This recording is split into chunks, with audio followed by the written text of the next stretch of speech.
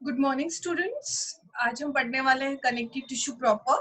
Connective tissue proper को हम adipose connective tissue भी कहते हैं। उसमें से पहले कनेक्टिव टिश्यू प्रॉपर में से हमने last time areolar connective tissue पढ़ा था, याद है आप लोगों को? लूज कनेक्टिव टिश्यू से कहते हैं। अभी कनेक्टिव टिश्यू प्रॉपर में हम पढ़ने वाले हैं adipose connective tissue. Adipose connective tissue का मतलब होता है, adipose connective tissues are the group of cells which stores the fat. मतलब it's a tissue which stores the fat. That is known as the adipose connective tissue, right? So now origin क्या है adipose connective tissue का? What is the origin of the adipose connective tissue, right? So the adipose connective tissue is found where it is found. It is found in the subcutaneous layer. मतलब below the epidermis, below the skin it is present. Under the skin जिसे कहते हैं. Under the skin का मतलब होता है subcutaneous. समझ में आया बच्चों?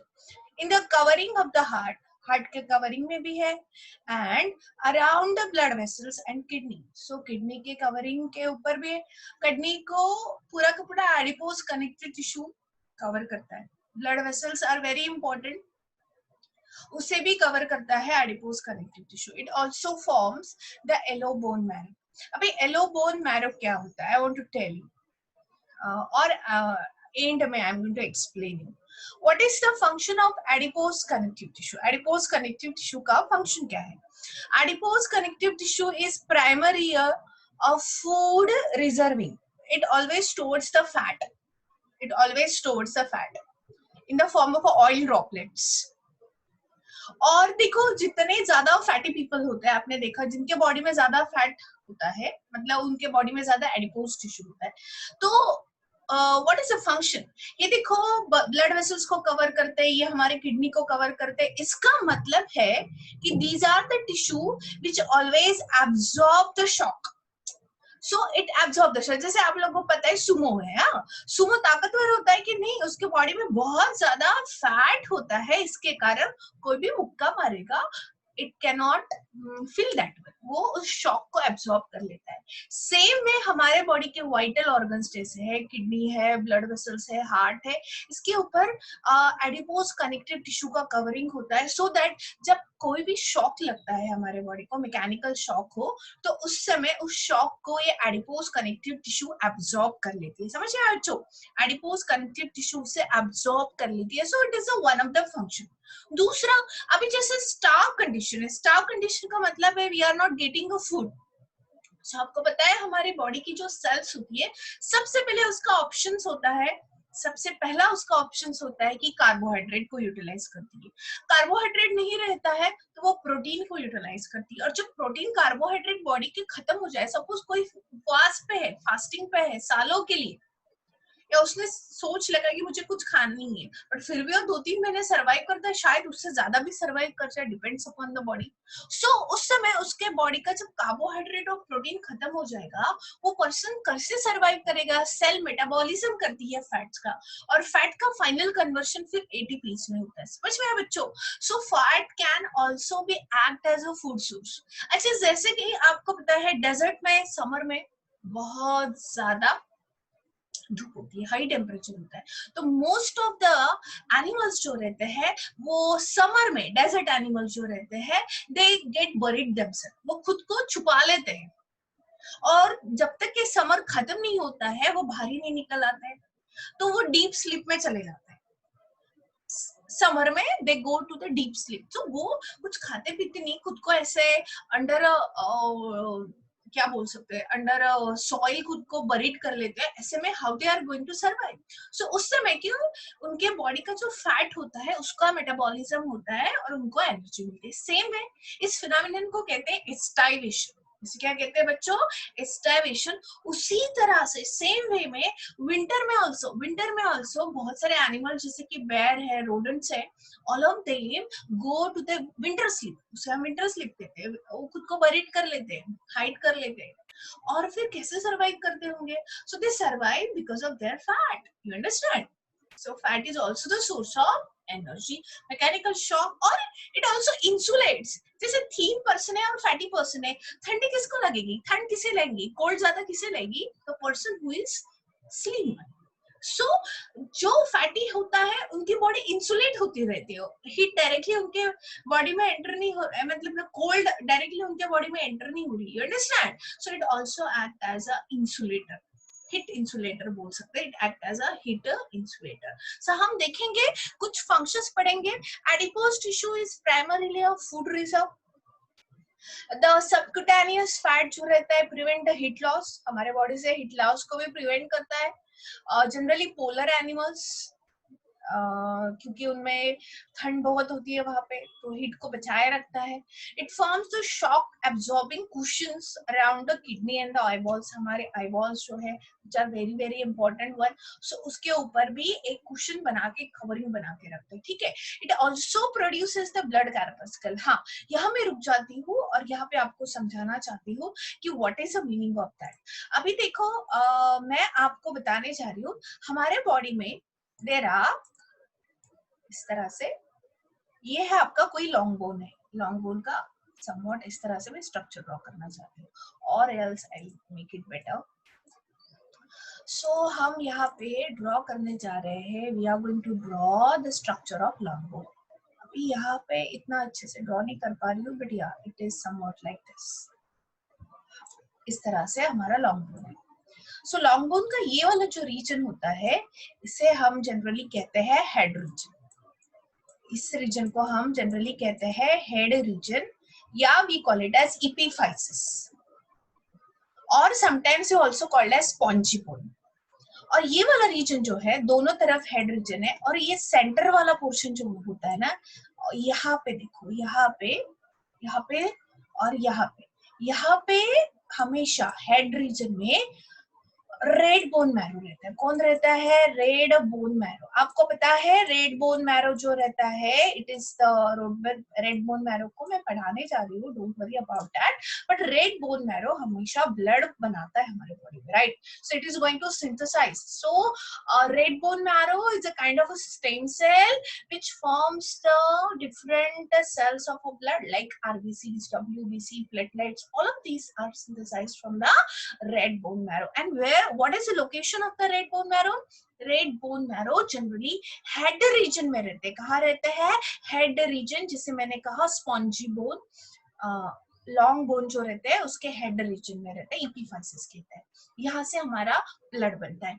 अभी जैसे मैंने कहा ये जो रीजन होता है, यहाँ पे रेड बोन मैरो रहता है नहीं, यहाँ पे एक special kind of bone marrow रहता है। इस रीजन को ना हम डायफाइसिस कहते हैं या कॉम्पैक्ट बोन कहते हैं। इसको मैं और पढ़ाऊंगी जब हम डिटेल में बोन पढ़ेंगे, ठीक है। फिलहाल हम समझाने जा रही हूँ एलो बोन मैरो। यहाँ पे रहता है एलो बोन मैरो। यहाँ पे कौन रहता है बच्चों? Yellow bone marrow.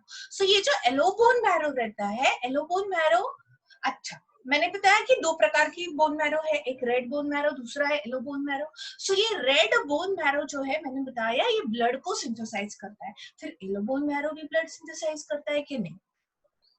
तो एलो बोन मैरो जो है ये ब्लड को सिंथेसाइज नहीं करता है। एलो बोन मैरो में हमेशा एडिपोज टिश्यू रहती है। बोलो कौन रहती है? Adipose tissue. Yellow bone marrow में कौन रहता है बताओ?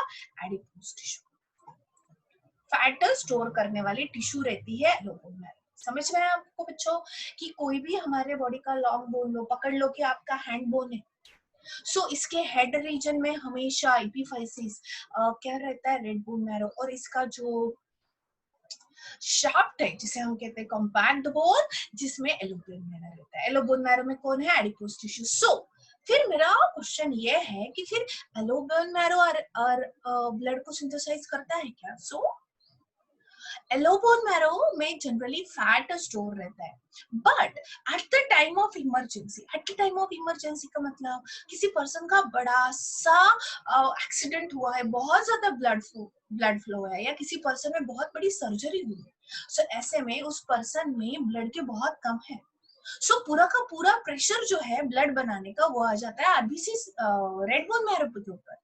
और फिर ऐसे में at the time of emergency red bone marrow पे प्रेशर आ जाता है। इन दैट केस हमारे बॉडी का एलो बोन मैरो जो कि शाफ्ट में होता है, yellow bone marrow converts themselves into red bone marrow. मतलब हम बोल सकते हैं एडिपोज टिश्यू ही खुद को कन्वर्ट कर रही है, at the time of emergency into the red bone marrow, आगे जाके वो ब्लड बनाएंगी. You understand? So that's why यहाँ पे आप देखना आपके स्क्रीन पे आप देख सकते हो बच्चों, आपके स्क्रीन के ऊपर यहाँ पे दो फंक्शंस बताए गए हैं.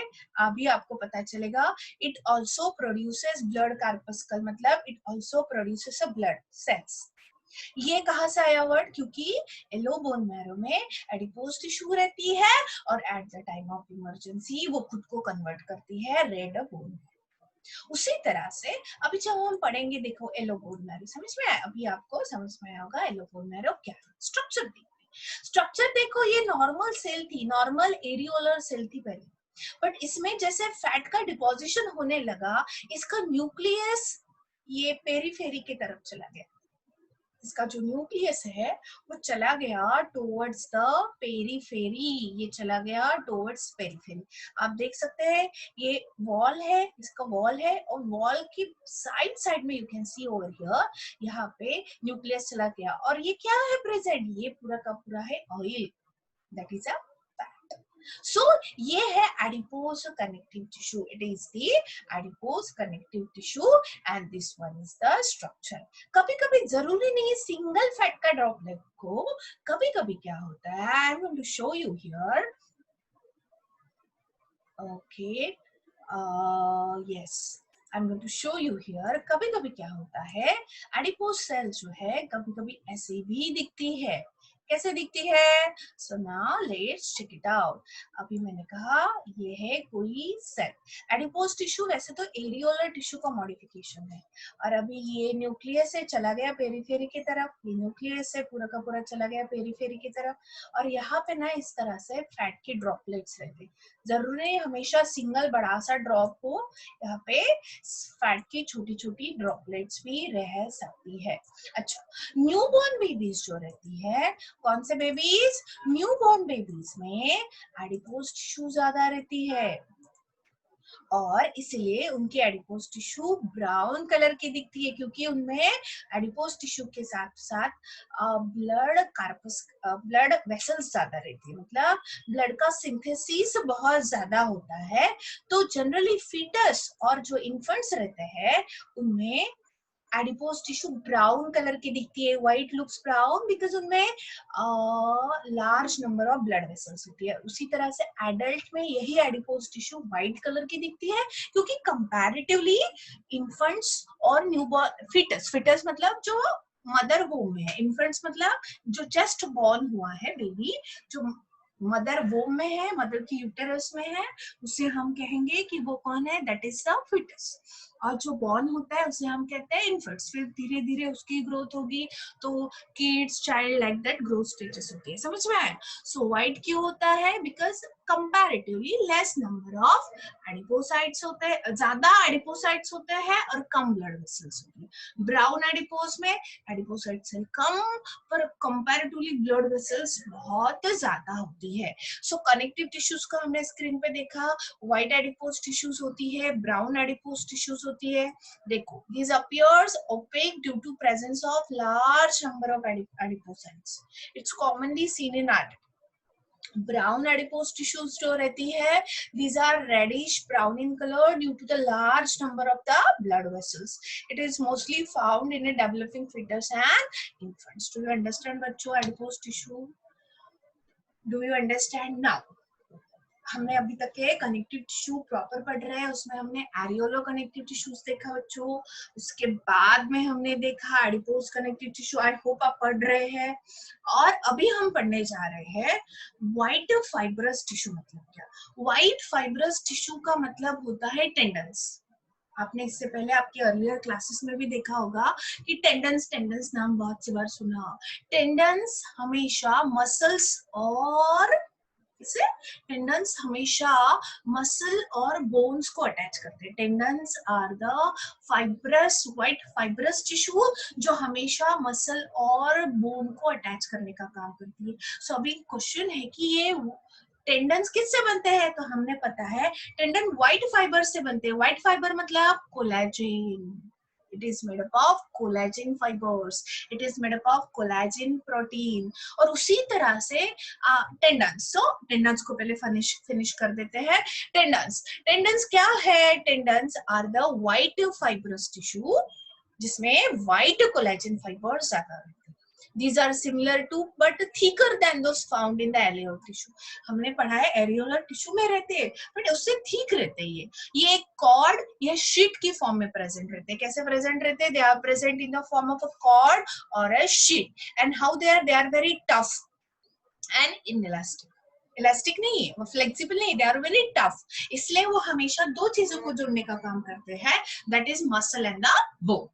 दूसरा, देयर आर डिफरेंट एग्जांपल्स, जैसे कि एचिलिस टेंडन. आप देख सकते हो यहाँ पे आपकी मसल जो है पैरों की, इसके पीछे में ये रन हो रहे, ये है एचिलिस टेंडन. उसी तरह से आपके थाई में भी रहते हैं. थाई में जो रहते हैं एक्चुअली ये थाई के नीचे वाला पोर्शन है.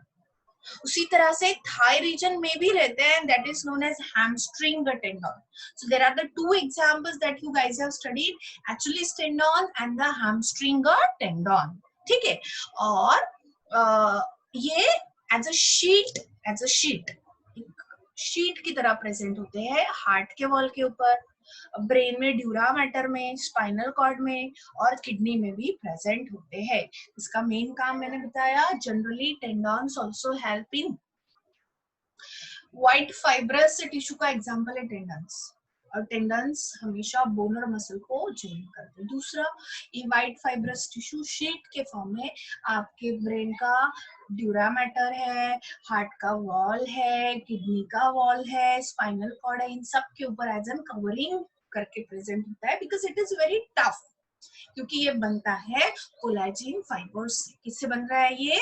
कोलेजिन फाइबर्स से. I hope you understand up to this. चलो नेक्स्ट पढ़ते हैं. Next connective tissue, let's check it out. Yellow elastic tissue. दिमाग में क्लियर रखना है, एलो इलास्टिक टिश्यू का मतलब है इट्स अ लिगामेंट.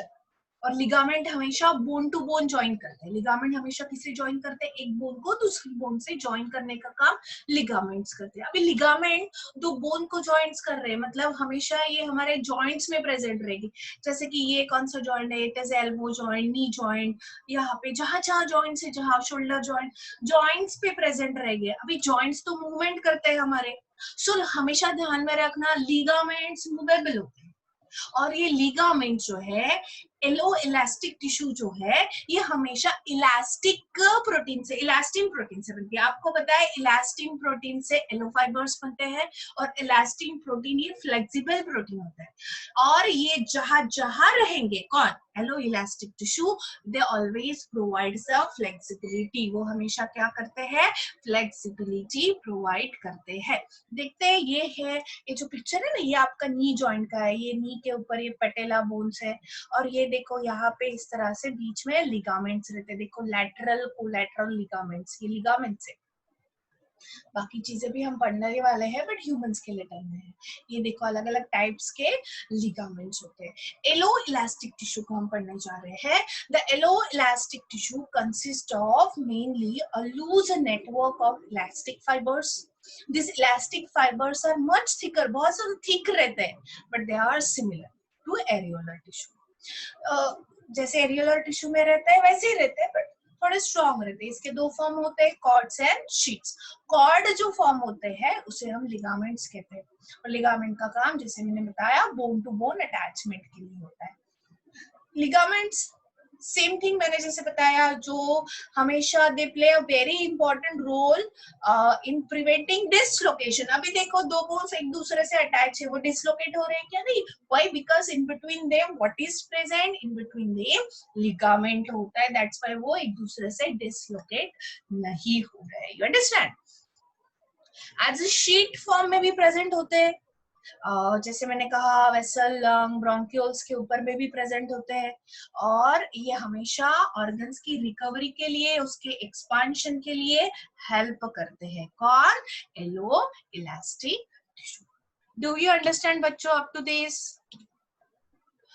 अभी कनेक्टिव टिश्यू प्रॉपर में मैं आपको पढ़ाने जा रही हूँ रेटिकुलर कनेक्टिव टिश्यू। मैंने पहले ही बताया है ये है तो बिल्कुल व्हाइट फाइब्रस टिश्यू की तरह, बट ये न्यूबॉर्न बेबीज में ज्यादा रहती है। और इसमें ये जो टिश्यूज है ये जनरली बनती है रेटिकुलर सेल से, और रेटिकुलर सेल में रेटिकुलेट फाइबर्स रहते हैं। और एक बात बताने जा रही हूँ, रेटिकुलेट प्रोटीन कोलेजन का ही एक टाइप है जिसे कोलेजन टाइप 3 प्रोटीन कहते हैं। नीट स्टूडेंट जिन लोगों को आगे जाके मीट करना है उनके लिए एक्स्ट्रा इंफॉर्मेशन है। मैंने क्या बोला, reticulate protein it's a kind of collagen protein जिसे टाइप 3 कोलेजन प्रोटीन कहते हैं। Okay, now the reticulate tissue consists of a star shaped reticular cells. Reticulate fibres रहते हैं उसमें, जिसमें रेटिकुलेट प्रोटीन से बनते हैं ये, और ये ब्रांच रहते हैं, इलास्टिक रहते हैं, और ये जनरली कहाँ प्रेजेंट होते हैं, लिम्फ ग्लैंड, स्प्लीन और बोन मैरो। फिर से बोल रही हूँ, कहाँ प्रेजेंट होते हैं, lymph gland, spleen and bone marrow. Once again I am telling where it is present, it is present in the lymph gland, spleen and the bone marrow.